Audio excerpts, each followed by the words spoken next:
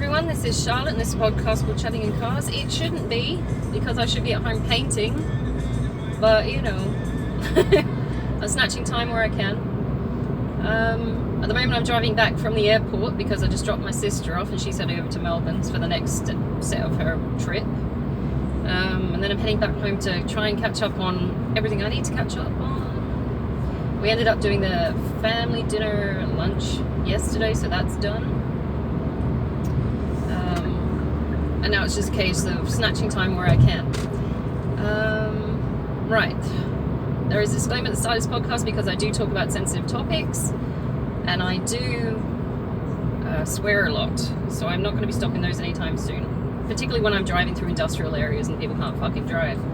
So, you know, if you don't want to hear that, you don't have to listen to that. Change the channel, listen to something on YouTube or something nice. I don't know. The topic for today is drama, and hopefully you can't see up my skirt. Ooh, fuck me, that's a big one. I don't know if you, I'm right under a flight path. Drama, yes. So the reason I've chosen drama is because, you know, everybody goes through some kind of drama in their life, and how you deal with it is probably a best indicator of how you are becoming an adult. That's why. I don't know if you've been listening to the other podcasts at the moment, but you know, my dad's got bowel cancer, my mum's got Parkinson's. Both of those people love drama. So they're absolutely in their element at this point. All four of us kids were raised in chaos because of them and loving drama. So we become, you know, all four of us are seeking some kind of stable approach to life compared to the childhood / adulthood, like adolescence we had. So we don't like drama. I particularly don't like drama because it feels like bullshit to me. And the reason I brought this up at the moment is because my dad's gone into hospital. He took a fall last night after we'd all left because he got up to piss. He got out of bed and he took a fall, fell out of the bed apparently. And she called an ambulance for it. He is sick. But she will call an ambulance at the drop of a hat. Just because, partly because she might have trouble lifting him, I don't know, and partly because it's extra attention, to be honest. It sounds a bit cruel given the circumstances, but having known them for the last 40 years, they love this shit. And they will stir drama. If it means getting more attention and someone come running whenever they fucking want them to. We drop everything. She was one of those parents that would sit in the front room and call you from your bedroom to go press a button on the TV. She was one of those. It's that I need attention, come and do this for me. Not that I need you to, but because I want to be able to control you to get you to do what I want you to do, because I like the power position. And whilst it worked as kids, it doesn't really work as adults because we've had 40 years of this shit and we now recognize what it is. It's not. So now she's kind of using guilt treatment. Your dad's sick. It's like, we know he's sick. We were there. We drove him to hospital. We did all the extra things. We did all. I mean, in a normal, say normal family, naturally you would be concerned, obviously. But given the background in which we were raised, and knowing these people this long and what they like to thrive on, it's a dulled experience now. There's no sense of emergency for me anymore because I'm like, all right. I've become desensitized to it. I don't actually run towards drama. I don't like it. Some people love it. It's excitement for the day. It's like when you had a car accident, like a minor one even, just a minor car accident or something. You always get a pile up of people who just want to stop and stare and see what's happening. It's like, this isn't even your car accident. People could be actually dying in this, but you want to sit and stare and hold up traffic and stop ambulances and things coming through. It's because they fucking love the drama. They're addicted to it. The rush they get from it. And at the moment, both my parents are having a pissing contest between the two of them to see which one's sicker, which is infuriating, because at the moment my dad's winning. So obviously he's got bowel cancer. It's like, why are you doing this? So it's a sign of immaturity to be, you know, try and one up each other even at this age. Like my mom's 67, my dad's 69. Both of them aren't great, but it's because of a life of just not looking after themselves. So we saw this coming. It's like, okay, so this will be the fallout from your decisions in life. Okay. My dad smoked, drank, ate. He didn't drink, he ate shit. This is the fallout. We knew cigarettes would cause cancer. We got it. He didn't look after himself at all. He wasn't really healthy eating or anything as well. So yeah, we saw it coming. We didn't see her Parkinson's coming, but at the same time, we know these people long enough that they have been feeding off each other's either anger or drama, causing problems for each other, and that's their love language. These fuckers haven't stopped arguing since I was a kid. I don't know what they were like when they first got married, but it's a toxic as fuck relationship, and the arguments haven't stopped. So even now, when they're both fairly not well, the arguments and the pissing contest continues. So this morning, at 6 o'clock in the morning, my sister, even though my dad went into hospital around about 12 o'clock last night, because he was trying to get up for a piss and he fell over. Fell off the bed, rolled off the bed or something like that. And he got sent to hospital then. She gets a call at 6 o'clock in the morning as she's going through the gate. I need to be past Alicia. Where's Leisha? It's like, your dad's in hospital, and Leisha's freaking out. And she's like, what? I'm seeing it. My first reaction was, oh, what? Did he have a heart attack or something? Because it sounds like an emergency. It was not an emergency. As usual. But she loves the drama, so she'll amp it up. Your dad's in hospital. I have to get to her right at the gate and make sure she doesn't leave without seeing her dad. It's like she wants to live in a movie, you know? You know, like in those romantic movies where someone's leaving to get on a plane and you got to catch them at the gate and tell them that you love them and shit before they leave and you'll never see them again. It's like, no, we saw him yesterday. Everything was sorted and finalized yesterday. Why are you feeding on this drama? He's gone into hospital again. You have to stay. He's like, that's what I think she was hoping Leisha would stay. I'm like, Leisha's already gone. She's gone. If you'd have called 10 minutes later, she'd be on the plane. But it's the drama, and she knew when she was getting on the plane as well. It's like, you timed this so she would be at the gate. It's like, because Dad fell last night at 12 o'clock at night. Why didn't you call them? It's the drama. People thrive on it. And it sounds like I'm being horrible because, yes, the circumstances, if there were normal circumstances, this would be pretty dramatic normally. But why would you wait 6 hours just to make sure that you catch her at the gate and then give her fucking emotional dysregulation before she has to catch an already stressful flight? It's fucking loves doing it. It's the chaos, loving the chaos shit. And she's been doing it since we're kids, so most of us are used to it by now. My sister was pissed. I'm just laughing because I'm like, I knew she'd do something like this. It's boring. Yeah. But it's like, who are these people that go out of their way to start problems? Attention seeking. You know,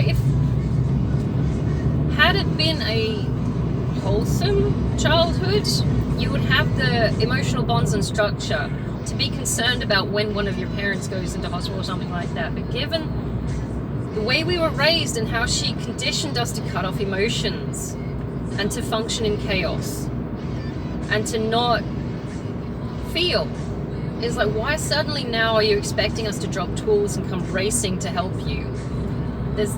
You didn't give us the leeway as kids to feel.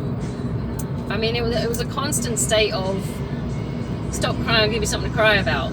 And she fucking did.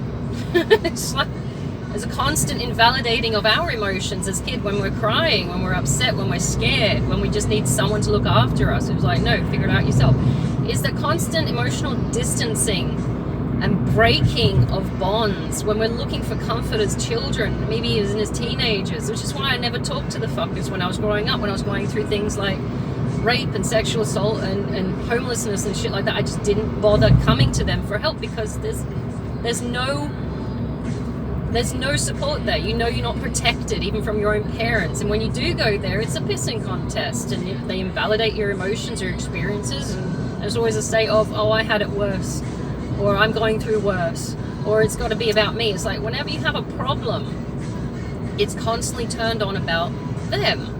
And you're sitting there thinking, I'm literally homeless, I'm going through a divorce, my business has failed, I'm in debt, I need at least someone to fucking hug me at this point. And what do? They ghost. And it's like, yeah, fuckers. So it's that constant invalidation. So we got past the point where, to be honest with that experience, that particular context, I was annoyed more than anything, but I was grateful that they stayed away. Because I can't do the fake shit. At that point, after I was 33 when that happened, so after 33 years of having your emotions invalidated, hyper independence bolstered because they couldn't be fucked helping you, quite frankly, as a parent, it was just like, great, just stay the fuck away. And that's what they wanted. To be honest, that means they can do as little as possible and not have to feel anything like obligation to help or to parent or to do anything. Their version of parenting was hit it until it does what I want it to do. Make sure it's fed and clothed, because that's the bare minimum for not having DCP get involved. And it's like there's no emotional bond there, not really. It's like we lived together until we moved out. It's like that's what it feels like. It's like we were just hanging around waiting to move. So now as an adult, she's trying to foster some kind of emotional connection through guilt tripping, which is not going to work. I don't have that guilt thing going on. I don't feel bad because I'm very heavily invested in things like consequence. It's like, if you do this, this happens. And I've sat and watched her do things to us and then not expect consequence. And I'm sitting there thinking, well, that's not going to work because consequence. So it's like my black and white laws kind of negate any need for guilt. I'm sitting there going, well, this happened, so this happened. So of course this is going to happen. Why should I feel bad about you receiving what is the consequence of your actions and decisions? I don't feel bad. It's a very strange thing. That, and she encouraged us to cut off emotions when it comes to things like that. So it's a very weird feedback. I feel empathy and sympathy for people that are genuinely going through shit without their own input initiating the problem. But when it comes to people who are facing consequences of their actions, I don't know why. Maybe it's just trauma response. I don't know. But I'm sitting there going, well, that's obviously what's going to happen if you do that. We were all told this was going to happen if you do that. It's like, and I'm sitting there going, am I heartless? It's like, no, we were all told this was going to happen. This was the deal. If you do this, this happens. It's like, meh.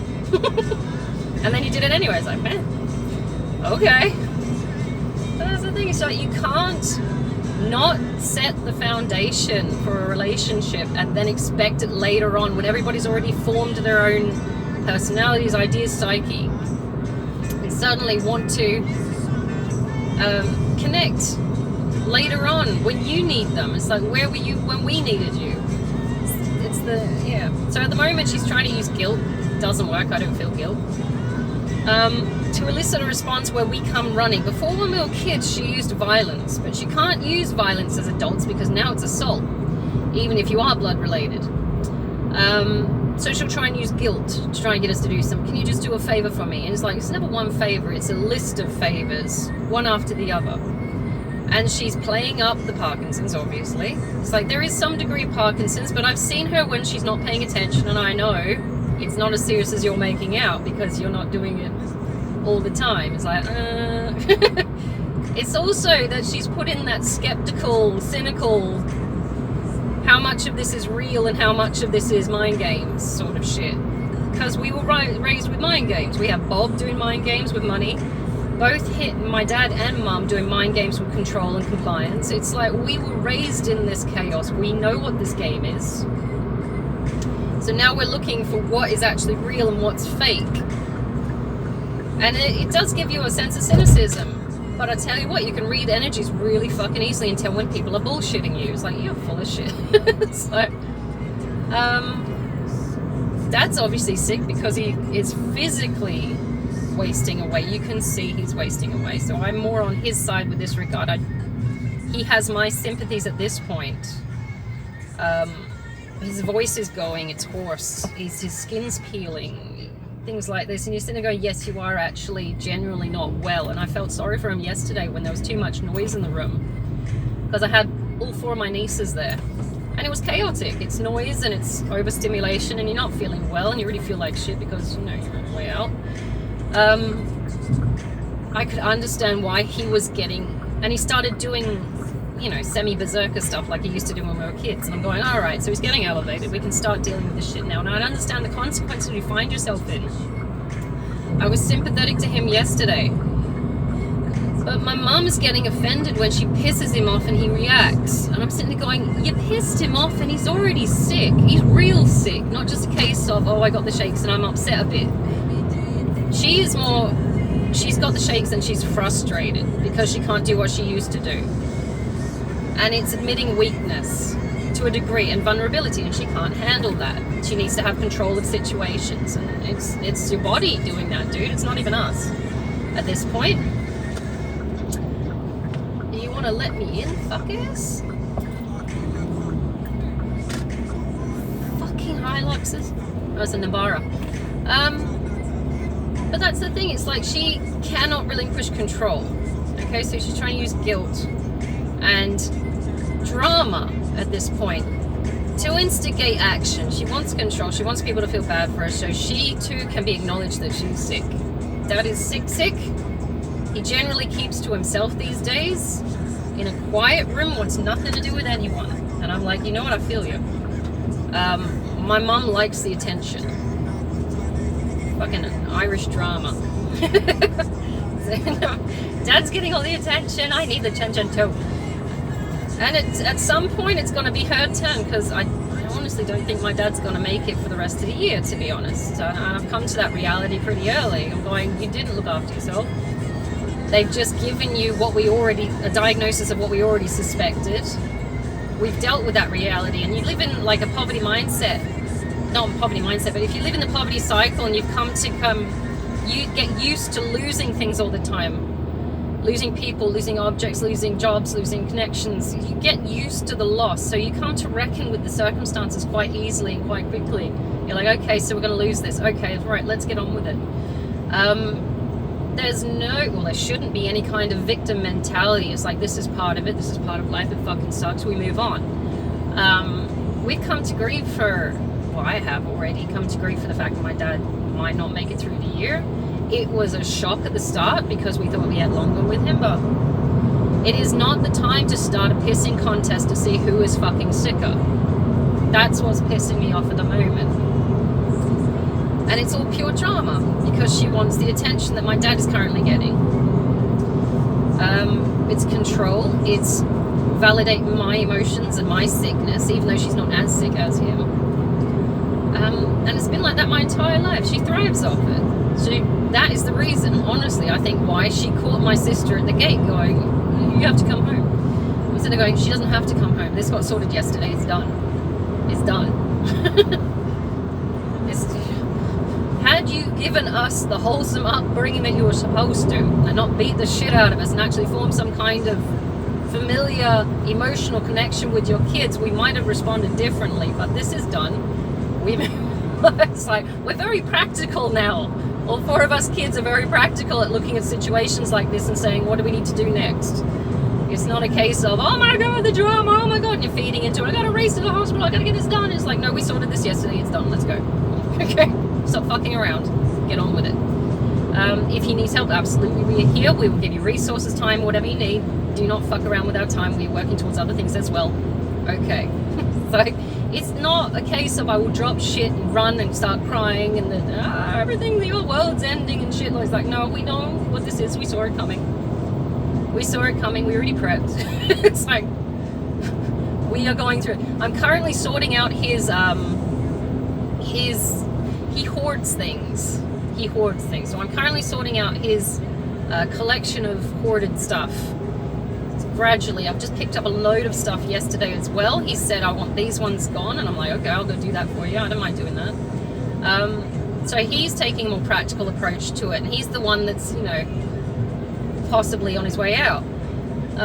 That's the thing, is like they're trying to pump him up to a healthy state so he can take on chemo, so he can get the tumor removed from his bowel, so they can then look at what else needs to be operated on. But at the moment, she's causing so much fucking drama and stress on him that I think he's only been out of hospital a couple of weeks, but he's not looking as healthy as he was when he left hospital. When we picked him up and drove him down from the last podcast, I don't know if you remember how long ago that was, but it's like, woman, your need to be center of attention is dragging on this man. And he's, you have to kind of force him into doing things like taking meds and stuff. I'm sitting there going, look, it's the drama. Stop the fucking drama. If you hadn't just ragged on him in his entire fucking life, he might actually have a will to live at this point. So I'm not blaming her, but I am saying you're a contributing factor, woman. But it's the pissing contest. He would actively go out of his way to piss her off when they were married and they were so-called healthy. Well, they're still married. And that's their love language, is that digging at each other to try and get attention from each other. It's like one of those couples that love arguing, but they never fucking make up. So most couples will make up afterwards because it's like good make-up sex, some shit like that. These fuckers don't make up, they just ignore each other. So they'll dig, start an argument, go off in their own separate ways, and then eventually they'll come back. And it's like, this never gets sorted, and it's poisoning both of you. And now we have to deal with it as kids because we're the product of your shitty relationship. So it's like, and you're expecting us to jump in with the drama. It's like, no, we're not going to jump in with the drama. We're going to look at this very practically, level-headed, and we're going to say, that's you. I'm not feeding into this. I don't have a conscience because you beat it out of me with regards to this particular situation. I am not going to drop tools, come racing. What would it be, like 3-hour drive or something now to come and sort out your fucking life? It's no. But as a result, it made all 4 of us very responsible adults, interestingly. But I can't stand drama, people. That's why I don't like going into situations with people that gossip, that like backstabbing each other, that like, I don't know, cheating on each other with each other's boyfriend, shit like that. I don't like it. I don't want to participate or nothing to do with it. I've had it growing up. I've had it for 40 years because these 2 fuckers are still here. It's like we got rid of Bob at one stage, but the other 2 are still here. So it's like, it's not a case of I find it exciting and I want to participate in, oh my goodness, the drama and all the gossip, and it's always, it's like, no, it's fucking annoying. I hate it because it fucks up my day. Get the fuck away from me. Shit. It's like, I hate it. I hate it. It's not interesting, it's not funny, it's not people having one up on each other because we're cool or we're trendy or some shit like that. It's some fucking high school drama, politics bullshit, because you fuckers won't grow up. It's been 40 years of, why the fuck are you doing this now? It's like, stop doing this. It's fucking everything up. It's, I've no desire to join in with that shit. And some people thrive on it, and I don't know why. It's something to do with a cortisol boost or something. Is it cortisol? Dopamine boost. It only fucks with my cortisol. It doesn't give me dopamine. It makes me pissed off. It does make me more determined, but it also pisses me off. Well, you are enough with the drama, enough feeding onto it, enough with the control mechanisms, the puppet mastery mind games, the bullshit. It's lies and it's bullshit and it's manipulation, and I fucking hate it. So everything I do right now, I want absolute transparency with. I don't like the fuck ups. I need to know what we're dealing with. So when I get a call at 6 o'clock in the morning, for example, like this morning, Dad's in hospital, I want to know details. When did he fall?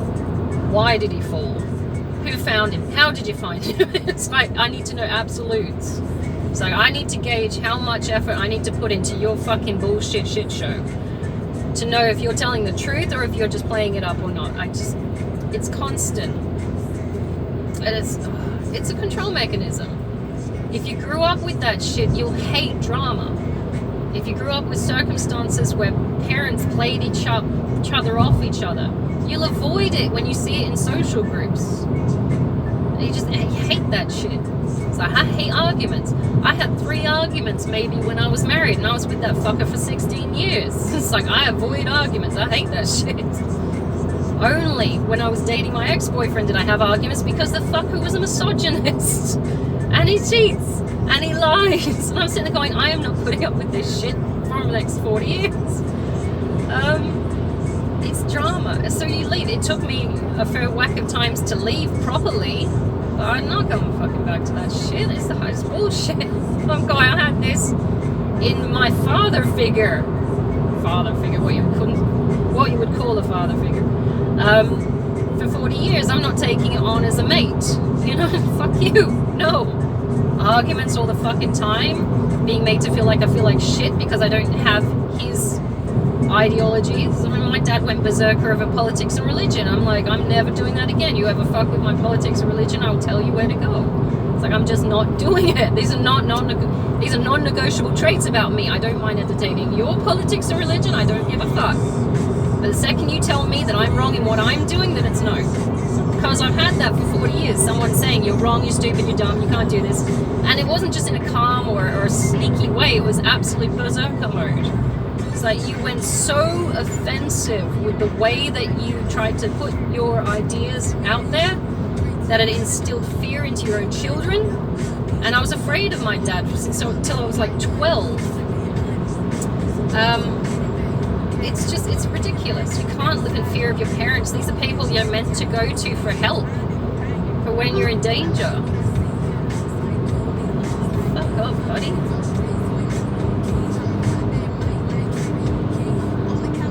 This lorry is trying to switch lanes, so he's bipped me to now do 110 so he can come over. It's like, how about when you go around? It's an overtaking lane you're in, buddy. But these people are meant to be your first contact, your safe haven. They're meant to support you in what you want to do and make sure that it's all right and moral and clean and everything, and you'll survive this as into adulthood. But when they become your first threat, because you've got to survive your dad's berserker episodes, because you've got to survive your mum's violence berserker episodes, and you've got to survive their parenting version, which is control and manipulation. You're like, how can I develop sympathy or empathy for these people who have used the last 40 years to treat me like shit, essentially? And then when you bring it up later on, it's like, well, we were using what we had. We were doing, and, you know, it's a case of, we had it worse. It's like, I don't give a fuck if you had it worse. That does not mean you take it out on the next generation. You try and fix it. This is not fixing it. This is saying, fuck it. Boom, do it again. It's like, it hurt us, but it did me good. You got to be in some form of self-denial that kind of abuse did you any fucking good, to the extent where you would want to pass it on to the next generation. It's like, what? Smacking your kids around. If it was an adult, you'd get arrested. You would get sent to prison for assault. And can you imagine, like, if it's a person who's like double your height and size smacking you around as an adult? It's like, even more so. Why the fuck would you justify it that it's okay to hit a kid like that? It's not. It's just not. So it's okay. I'm your parent. You came from me. I'm allowed to treat you how I want. Fucking no. That's still assault. That's abuse. You don't get to smack a kid around just because it's smaller and it's got your DNA, supposedly. I don't know. Yet to be tested. Like, no, you did wrong. You can't admit that you did wrong. And now you're hoping that you've got some kind of allegiance from us kids because, you know, we've got some kind of bloodlines. It's like, if you wanted to be presented as a mom or a dad in my life, you should have put the emotional connection in. You can be a mother or a father. That doesn't make you a mom or a dad. You are just a biological donor at this point. You know, it's that assumption I birthed you, or I, you know, did your mom, that I am allowed to have some kind of ownership and control over you. It's no, that's violation of human rights. So I'm allowed to make you do things through coercion because I gave you my DNA against your will. You know, it's like, what's that saying? I didn't ask to be born. That's no, it's a lack of respect for anyone that you've had, you know, given birth to. I'm not saying that you constantly play the victim. I am saying that there were better ways of doing this, and don't expect a return on something you didn't invest in. It's stupid. Won't admit it though. Will not admit she was wrong. Haven't even brought it up with my dad because it's like talking to a brick wall. So now when the tables have turned and they're vulnerable and older, what they're trying to do is manipulate the situation using guilt and drama and promoting chaos and hoping we have some kind of emotional response to this, which is, you know, feeds into the loop where they get attention and services and goods, and, you know, it's just, how can you do this? It's insane. And so all of us, I don't know about all of us, but I definitely feel shitty about it. Had it been a good relationship, you would feel bad. I feel bad about not feeling bad. I'm going, what the fuck? Am I gaslighting myself? But it's just one of those weird things about life, you know. You get to a certain age and you know, you reap what you sow. I know when I get older, I'm not going to have kids looking after me because I chose not to have kids. If I did have kids, I would still not hold them to, you know, some forced allegiance because I birthed you, so you should look after me sort of thing. It would be there if you'd invested the time, energy and efforts and emotional connection. It would automatically be there because you love your kids. They will love you back when you're older. That's obvious. Don't treat them like shit for the first half of their life and then expect good treatment later on. And they're expecting, you know, their social norms trying to garner some kind of, you should look after your parents because they're your parents sort of thing. It's like, have you actually met them? Were you there for the first 4 decades of my life? I feel bad for not having the relationship that would garner that kind of connection. We do find ourselves in extraordinary circumstances at this point because both of them are not well. But at the same time, they take it for granted. They just assume it's going to be there because I'm your mother, I'm your father. It's like you just assume. And the tactics they're using are just not helpful for building or fostering any kind of connection because it's chaotic energy. It's not a case of warm, reassuring, careful energy where you're trying to connect on particular issues and things like that. Even now, if I go to my mum with a concern, it's a pissing contest. Or she's spreading gossip about my other siblings, I've noticed. I'm going, what the fuck? So they're trying to play us off each other as well. And it's like, why are you doing that? At this time in your life, are you trying to play us off each other? If you need our help, shouldn't you be fostering connection? Shouldn't you be trying to build alliances? Shouldn't you be trying to dampen down and reconcile with the shit that went on for the last 4 decades? No, I'm going to introduce chaos, I'm going to pump up the drama and make you fight each other. And then it's the last man standing, and that way I can build a connection with the golden child, whichever one that turns out to be, which was traditionally my older sister. My brother is a hyper-responsible one when it comes to my parents because he's the oldest, and that's the thing they've fostered in him as well. It's like he's the oldest, he has to take the lead, he has to do this. It's like, my brother's overloaded enough. He is the oldest. It's him, then my older sister, me, and my younger sister. I got ignored.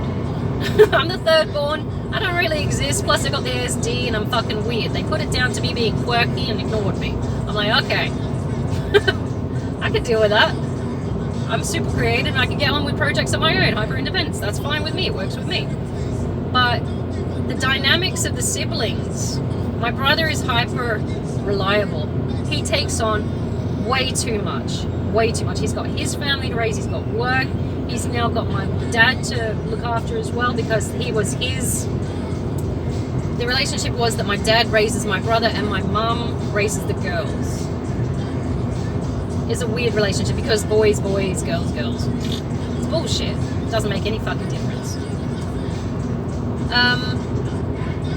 Lunge jump. Oh, I missed my turning. Oh well. I'll go the long way. Where are we up to?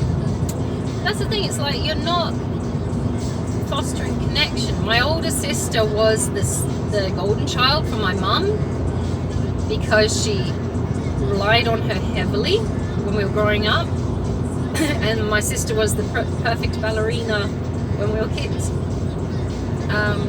Everything was pretty pink, which is significantly different now because she's not pretty pink now. She is hardworking farm woman, which I applaud that because it's way more practical than a pretty pink useless person that can't do anything. But my dad was constantly telling her that she was stupid. So when my mum gave her attention, of course she's going to lap it up. So now she's got her own little servant on the side when we were growing up. So now, you know, she's the golden child. She constantly defends my mum. I was in the middle getting ignored. My younger sister was the baby of the family. So when everybody moved out, my parents were nearly on the verge of empty nesting, so they gave her a lot of stuff. So now she's used to getting her own way. At the same time, she sees us as abandoning her, so now she's become really outspoken about the circumstances and having to put up with those two. I went off and got married. I'm like, I moved out at 19 for a fucking good reason, because my dad tried to hit me. I'm going, I'm not staying for that shit. Figure it out. At this point, it's my own safety, as I say, which is horrible, really, because I still have my younger sister staying there, and I'm like, you're only 2 years younger than me. I'm sure you can do better than me. You'll be all right. He never came after you. But that's the thing. It's like we've all reconciled with each other. We're trying to make friends with each other now. We've still got the distance of everybody all going off and living their own lives, having kids, getting married and all that shit. My younger sister moved over to England. Every now we come back and we're still all friends. We're still collectively working together, mainly to get this job done, this particular job, and it's working. But she's trying to get us to go against each other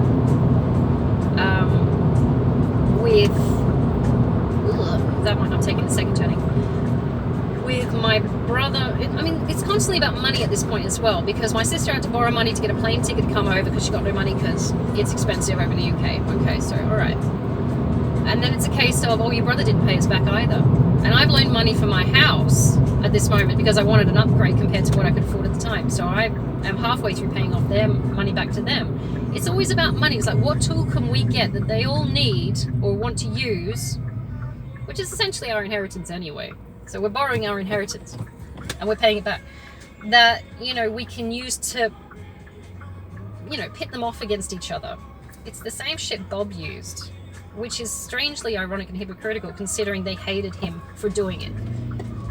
It was a case of they borrowed money off of Bob, which is my dad's dad, to buy a house over here because they migrated back in 82, 83.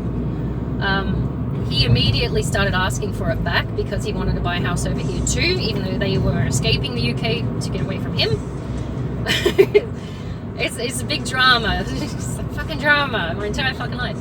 So he wanted to buy a house right near them, and they were like, we don't have the money right now, and so he started this big argument about, you have to pay me back and all that shit. So that's the experience they had with people financially manipulating them to get them to do what they want. They then took that tactic and used it on the kids.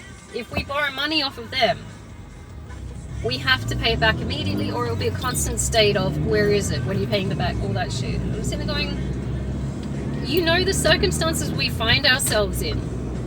Would we be asking for money if we had it readily available to pay it back? Think about it in practical terms. But no, it's the control. I only bring it up so I know I've got a hold on you. And you know you've got to do what I want you to do because I lent you stuff or I did stuff for you. And I'm sitting there going, that shit has been on my ass my entire life, which is why I never borrow anything from anyone. And I never ask for help because I don't want to hear about it later. So if I can, I will do it myself. I would rather get a credit card, and I've been in credit card debt, than borrow off my family, unless it was extreme circumstances. This is also why I don't like doing favors for people that are in just my parents basically. I don't mind doing favors for people because it will be constantly thrown back at you. Don't ask for help because you will be constantly reminded about what I did for you at one point. It's never a case of give freely because I'm your parent and I care about you. It's a case of, what am I going to get out of this? What can I do for me? That's what I grew up with. That's why I know nothing in life is free, because these fuckers set me up for it. So don't expect free shit. Work your ass off. Don't ask for help. Get on with the fucking job. And when shit goes down, stick to your guns and fucking keep walking. That's what we were raised as. Not intentionally, but because of the circumstances we found ourselves in. The unreliability and immaturity of our parents. We didn't have a choice. Keep walking, keep running if you need to. We'll figure it out along the fucking way. Prep if you can, but we'll keep going. So it's not a case of I'm gonna stop and have a crisis. Someone's got rushed to hospital, we gotta stop and cry and shit. It's like, no, we keep marching. Go. Fucking run. Move. So that's why I get impatient when I have to deal with this woman who's now doddering and old. Because back in the day when she was my age, she was a fucking fucking Valkyrie. She didn't take shit. She wasn't going to tolerate shit. She didn't tolerate weakness. And weakness was vulnerability when it comes to even physicality. She didn't accept that I have autism or anything. She didn't get me tested. She just said she's quirky, keep running. And it's like, it's that constant fucking hard line. Move, move, move. And it's, you're expecting sympathy now. No, I can't help you now. I can help you in practical terms. I can tell you solutions. I can tell you how to get them. I can't do the sympathy thing when I see consequence of actions. I don't have it. You didn't give us that gift of empathy when it comes to seeing consequence of stupidity. In fact, you probably cultivated a mindset that it should be punished at this point. Just like, you were dumb. You know, it's like, if it was a case of spontaneous circumstances where someone was injured, it was a genuine accident or something like that, I would feel sympathy. But at some point, you create this shitstorm and then expect no consequence. That's the lack of accountability for actions bugs the fuck out of me. That's another thing. When someone fucks up and then expects to get away with it because they play the victim card, it's like, I don't I don't feel sorry for you. Because I had that shit kicked out of me when I was little. That shit started from 5. My domestication started at 5. So I've had 35 years of not taking shit. Or taking shit and not feeling sorry for myself, not doing the whole victim card. I have trouble feeling bad for people that brought shit on themselves. It's like feeling sorry for someone who shot themselves in the foot. Intentionally expected no fucking consequence like blood or pain.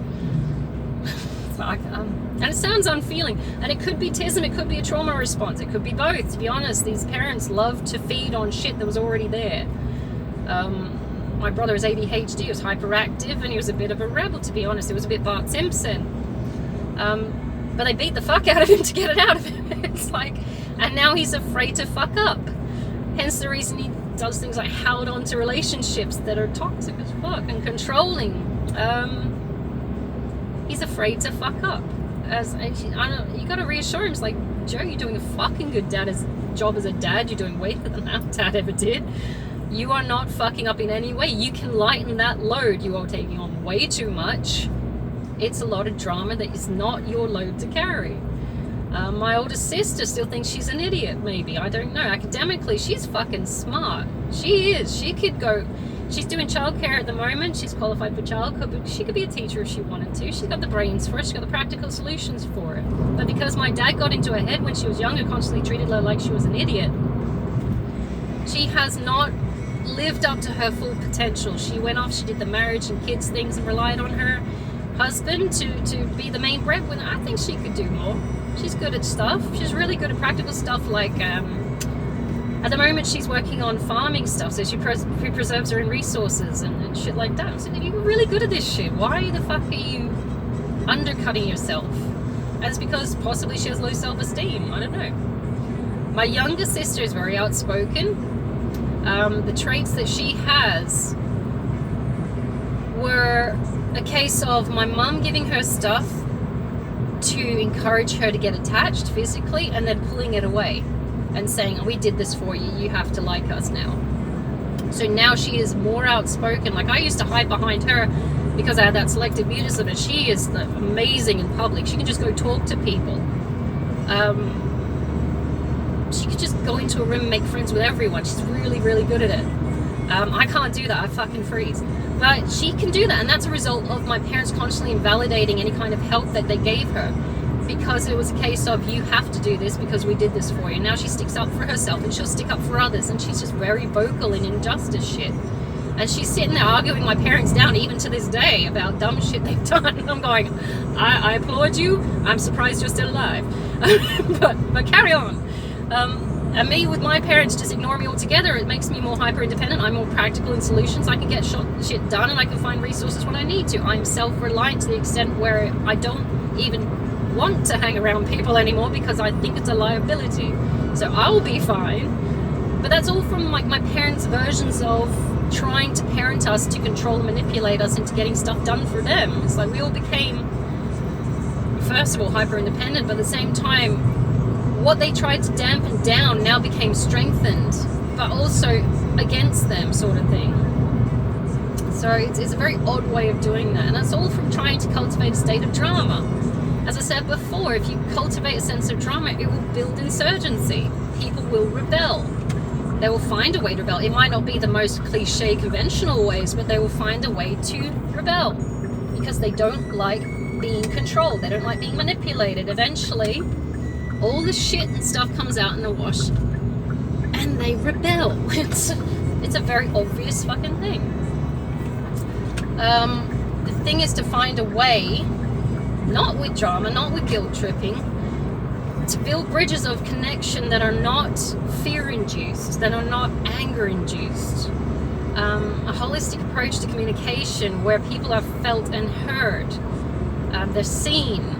See, if you wanted that family connection when we were kids, you should have bothered to put the effort in. Not just said, if I hit it, it will do what I want it to do. It's not a fucking jukebox where people, you fucking what? And they can't get it through their head because they were conditioned as kids that this is the way you treat kids. It's like, no, if you didn't like it, what the fuck makes you think I'm gonna like it? How did you react to your parents trying this shit? Did you like it? Did you go with it? No, of course you didn't. You skipped fucking country. You married the first person who showed you any semblance of emotional connection. Why the fuck do you think that's a good idea? It's absurd. It's like you're not looking at it critically because you're just so invested in the dumb shit that you've taken on as normal. And that's part of the breaking cycles that we find ourselves into generationally. You do need to examine what the fuck you're doing and is it ethically right? Or am I just replicating someone else's bad mistakes?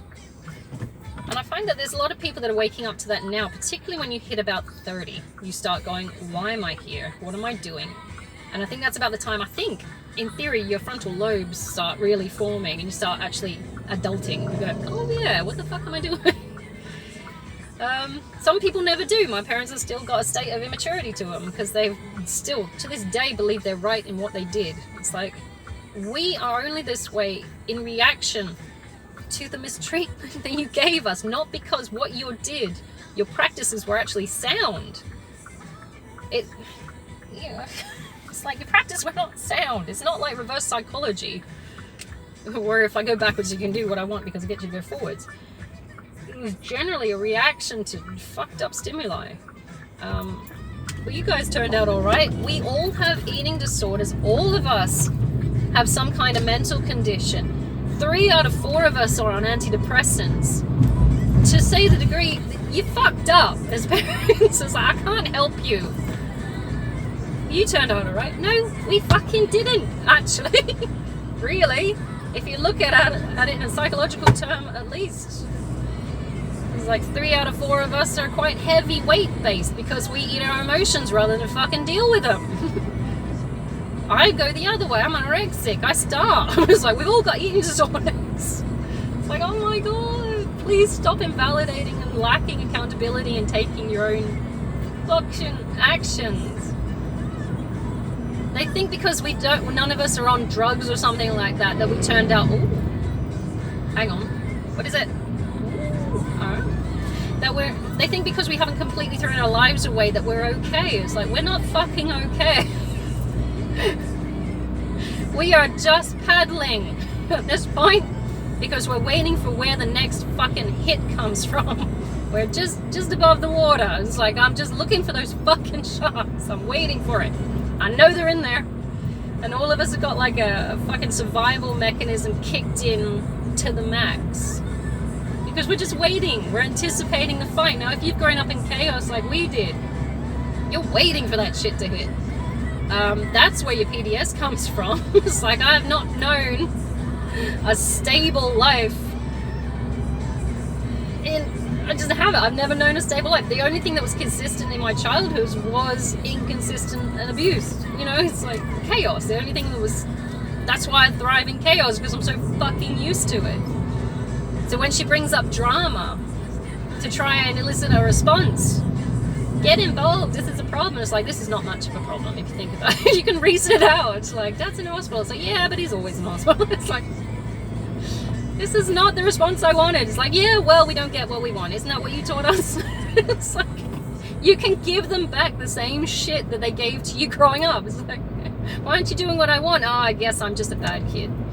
It's like, we were very good kids. We were very, very good kids. We were told constantly by other people that we have impeccable manners when we go out in public. My brother who was meant to be this bad child, he was just hyper. And he was curious.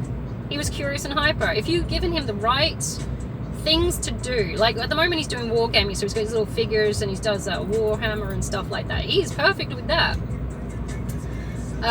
If you give him something to fiddle with, and I'm not talking about fiddle toys because they're fucking ridiculous. You give him something to do, he will do it, and he can do it quite well. He might need to chunk it a bit, but he's really good. But you constantly told him he's wrong and he's bad because he's not doing what you want him to do. And what you want him to do is to basically feed your ego and tell you how wonderful you fucking are, and fall in line and don't ask questions, get on with it, short of shit, because I've got a job that I need doing, and it's tyrannical. These aren't parents. The guardians, maybe. It's like your parent, there's no emotional bond. And if there is an emotional bond, it's a trauma bond. Like my sister and my brothers, my older brother and sister, are still trauma bonded from parents because they have that breadcrumb of what it was like before the other two were born. There's a 4-age gap where it was just the 4 of them, and it wasn't as bad because they weren't in the poverty cycle yet. By the time I came along, we were in the poverty cycle, or heading at least into it pretty hard. So they've still got that happy times before my younger sister and I were born that they relate to, and it's not going to be so bad because we still kind of remember, we have a semblance of an emotional connection before shit really hit the fan. Meanwhile, my sister and I, my younger sister and I, grew up in the psychotics episode. It's like, we know what this is. We are the millennials of the family. We know what this shit is. My brother and my older sister are Gen X, but we know chaos. It's all we've ever fucking known. We grew up and we were raised in poverty. We tried to get out of it ourselves. We know what happens to people's brains and psyche and psychological condition in poverty. It's like, we have been the result of it. So we don't do emotional connection so much as like my brother and sister who have that nostalgia. You don't have the nostalgia. We were in the fire from the get-go. Like, what happy times. What was that? But yeah, it's ridiculous. So anyway, so rather than just ranting about my family for another 20 odd minutes, I'm going to give some advice. I think, do not seek out drama. If you've lived a calm life, like my ex-husband had a pretty calm life, he took our marriage for granted, and then he went to get his dick wet and threw everything away down the drain because he thought it was boring. Pretty much sacrificing his life because he's a self-sabotaging moron, and mine at the time. Don't go looking for trouble. It's a bit TLC, don't go looking for waterfalls or whatever it is. Chasing waterfalls. Appreciate the silence. Appreciate the calm you have when you're not, surrounded by the hellscape that is being raised in chaos. If you have been raised in chaos, then at least you can appreciate that you are going to survive damn near fucking anything. You'll be fine. It's like people who are raised in poverty and suddenly the economy's fucking up. It's like, we'll be fine. We've done this. And the newly poor are like, oh, everything's bad. It's like, amateurs. But it's the thing, don't seek it out. Try and mediate the situation. If you see someone struggling, offer a hand. Or at least advice, if they will take it. Some people will sit and suffer in silence because it's just easier. I'm one of those people that would rather just handle it on my own. That is a trauma response because I've never had the help of another person who was not wanting something in return. It's always been transactional. So when I give unconditional affection or love or gifts or stuff like that, not expecting shit in return, I get weird when I get it back. It's like, if I get it back, I'm like, what do you want? It's like, and you feel compelled to give back. You're like, you gave me this, I have to give you something back. It's like, no. And if people argue down, it's like, no, just take it, it's free. It's like, yeah, but you want something. It's like, I'm a bit cynical in that regard, because I haven't had the free giving shit that didn't have strings attached, that didn't have some kind of guilt trip coming along later on saying, you owe me this because I did this for you shit. So if you can find someone like that who's willing to give freely, please make friends with them and look after them and respect them, because, you know, they probably, either they've gone through the same experiences and they appreciate the gesture of giving freely without expectation of reward or give back, or they just genuinely haven't gone through that horrible shit you have, and so they've got a different way of looking at things and potentially could help you, you know, soften your approach to whatever the fuck you need to do. You know, there are people there that haven't gone through any kind of fucked up shit in their life. I know they're out there somewhere. It's like Transformers calling all Omnitrons. What are the Omnitrons? No, not Decepticons. That was the bad ones. I like them. But, you know, look after each other. If you see someone struggling, try and help. Don't, even if they won't accept it, try and... But at the same time, you got to respect boundaries as well, because if someone tried to force that shit on me, I'd be fucking pissed. So I don't know. You're going to have to find a way to get that mid-ground there, because some people need help and don't ask for it, which is terrible. I'm going to leave it there because I've got to export and upload this. Take it easy. Try and avoid drama. Avoid assholes that love drama, because you're never going to have a stable life or a safe life, or a, you know, it's just fucking mess and fuss and shit, and it never fucking ends because they love it and they get off on it. So if you're going to look for those people, expect bullshit. I wouldn't trust anyone who goes out of their way to seek drama, to be honest, because they will cause problems just to have something to do at this point. And I've met a few people like that as well. You could be in an absolutely calm, safe environment, everyone's happy, but they'll fucking stick a needle in that fucking balloon just to cause some drama. Avoid those fuckers, they're assholes. I mean, if you're honestly, genuinely causing drama to reshuffle things that aren't right, I would understand.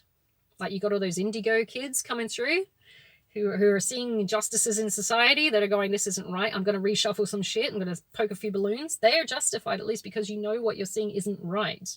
But the people who are just doing it for shits and giggles, you got to avoid, because they're assholes. They're going to, if it's not someone else they're fucking around, they're going to fuck on you next. You know, you got to avoid them. It's assholes. Some people, what do they say? Some people just like to see the world burn.